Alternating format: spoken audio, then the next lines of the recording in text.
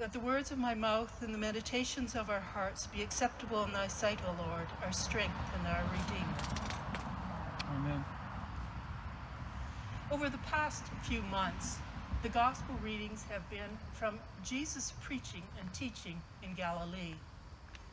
Matthew sets his gospel up with 5 discourses of Jesus, where Jesus talks about a topic for an extended period. The first discourse is found in chapters 5, 6, and 7, and is known as the Sermon on the Mount. And we are studying the Sermon on the Mount on Wednesday evenings, making use of Amy Jill Levine's book on the Sermon on the Mount, which she calls A Beginner's Guide to the Kingdom of Heaven. We had a lively discussion last week and anticipate the next 5 weeks to be as engaging. Please feel free to join us, even if you don't have a chance to read the book. Our gospel readings this last week and this week are from Matthew chapter 18, which is Jesus' 4th discourse on sincere discipleship. Others call it the community discourse, or sayings on humility and forgiveness. Matthew is giving guidance to his community on how Christians should interact and live together. Chapter 18 begins with the disciples coming to Jesus and asking, "Who is the greatest in the kingdom of heaven?" This is the wrong question. Jesus' disciples are not to be like those they see in the secular world, forever seeking what is best in their own personal interests, seeking for the best position, the best car, the biggest house, the best school for their children. Their focus is not to be on their own interests, but on the will of God. They are to seek the common good. They are to be humble and meek, which in our Bible study we learned is not what we usually think these words mean. Many of us here this evening have worked in positions of authority as teachers, salespeople, clergy, entertainers, nurses, in the armed forces, the Navy. We know what it is to be in positions with some power, some authority. Some of us are retired with a pension, a home, and reasonably good health to enjoy our golden years. But some of us are on fixed incomes, in poor health, and find this time of pandemic very difficult. Some of us, and this is going to the reading we had this morning, but some of us are vegetarians or vegans, and some of us enjoy eating meat. Wherever we fall, we are not to feel superior to those who choose or have been handed a different lifestyle from our own. As Paul says in our reading from Romans that we had this morning, we are not to judge others in their choices in life, even if we think they are bad choices. Jesus was the Son of God and could have claimed the rights and privileges of his status, but he chose to be humble and meek, to walk humbly with his neighbors, to serve the poor and the ill and the marginalized, to wash his disciples' feet, and we are to do the same. When we have been hurt or offended, we are to seek reconciliation with our offender, and this is counterintuitive to our current culture. We usually expect the one who has offended to come back humbly, apologizing for their actions. But this is not what Jesus teaches. In fact, this is what I was taught in my corporate training and counseling courses as well. When we are hurt, we are to say how we were hurt.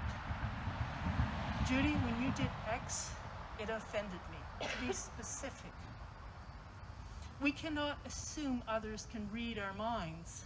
Our hope is that our relationship with them is important enough that they will accept that we are offended, even if they don't understand why, and that they will not repeat themselves. this may not work. I once told someone that their manner was too harsh and that they were kind of scary.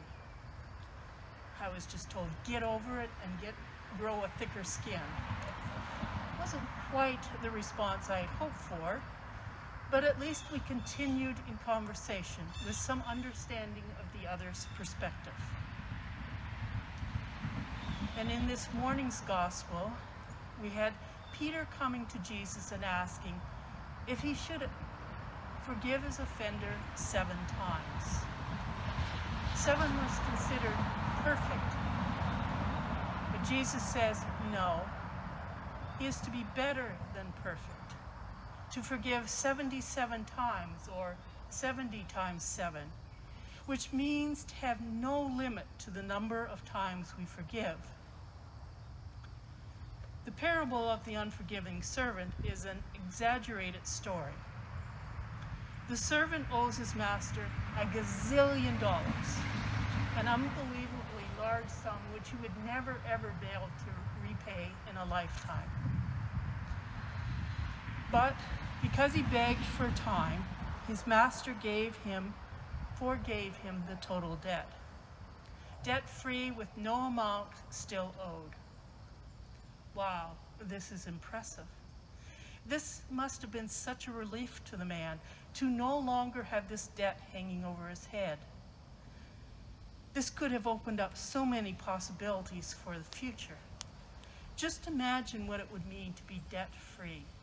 No mortgage, no car payments, no student loans. Can you imagine what that would be like? He should have left that place walking in cloud 9. What a relief. But sadly, this isn't how the story continues. The man appears to be actually really upset about this, in a bad mood. Perhaps he doesn't want to live in gratitude to his boss for the rest of his life. When he meets a peer who owes him $200, he grabs him by the throat, threatening to strangle him, and demands payment of what is owed to him. And when his peer begs to be given time to repay, he refuses and casts him into debtor's prison. When their peers hear of this, they go and tell the boss, who then recalls the one of whom he forgave the debt and casts him into prison until he should be able to pay, which will be never. Wow, what a story. In this story, we are the ones who owe the $1 gazillion, and God is the boss. Jesus accepted our debt that we owe to God and took it on himself. Jesus died on the cross for us so that we could be reconciled to God, so that we could stand before God with no shame, no guilt. We have been forgiven much, more than we could ever hope to repay. And we are to follow suit and forgive those who owe us. Matthew chapter 6, verse 12 from the Lord's Prayer reads, "And forgive us our debts as we also have forgiven our debtors." We cannot ask for ourselves what we are unwilling to give to others. God's love is unlimited. God's forgiveness is unlimited. And we are to do the same. Judge not so that you won't be judged. We will judge. Jesus judged. Paul judged. The judging is not what is wrong. What is wrong is that we believe we have the right that everyone who disagrees is wrong. We are to remember that as harsh as we judge, we will be judged to the same. That is willing to forgive as we are is how willing God and others will be to forgive us. We are called to be perfect as our God is perfect, not as an impossible goal, but as a sign of our desire and willingness to attempt to be perfect as our God is perfect.